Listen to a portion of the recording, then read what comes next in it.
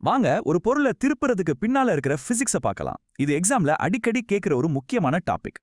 நீங்க ஒரு சாவியையோ பைப்பையோ திருப்புறப்போ அதுக்கு என்ன விசை காரணம்னு யோசிச்சிருக்கீங்களா? நாம தினமும் செய்யற நிறைய வேலைகள்ல இந்த பிசிக்ஸ் இருக்கு.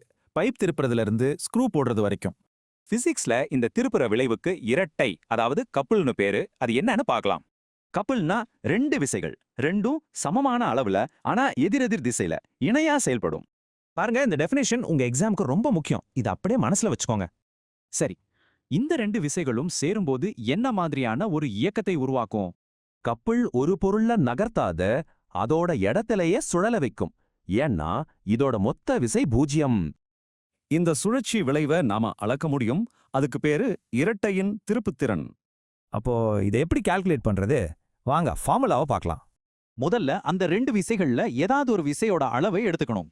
அப்புறம் அந்த விசைய ரெண்டு விசைக்கும் நடுவுல இருக்கிற செங்குத்து தூரத்தால பெருக்கணும். சிம்பிளான ஃபார்முலா என்னன்னா m equals F into S. இதை நல்லா ஞாபகம் வச்சுக்கோங்க. எந்த ஒரு எக்ஸாம்லயும் யூனிட்ஸ் ரொம்ப முக்கியம். அப்போ இதோட எஸ்ஐ யூனிட் என்ன? இதோட எஸ்ஐ அலகு நியூட்டன் மீட்டர். கடைசியா இதோட திசையை பத்தி பார்க்கறா. பொதுவா சுழற்சி இடஞ்சுழியா, அதாவது ஆன்டி கிளாக் வைஸா இருந்தா அதை பாசிட்டிவா எடுத்துக்குவோம். சரி, நாம படிச்ச எல்லாத்தையும் எக்ஸாமுக்கு ஒரு குயிக் ரிவிஷன் பண்ணிடலாம் வாங்க. இந்த 4 பாயிண்ட்ஸ் உங்க போட்டி தேர்வுகளுக்கு ரொம்ப ரொம்ப யூஸ்ஃபுல்லா இருக்கும். சரி, உங்களுக்கு இப்போ பிசிக்ஸ் தெரிஞ்சிடுச்சு. நீங்க தினமும் பார்க்குற வேற எந்தெந்த விஷயங்கள்ல இந்த இரட்டை விசை இருக்குன்னு யோசிச்சு பாருங்க.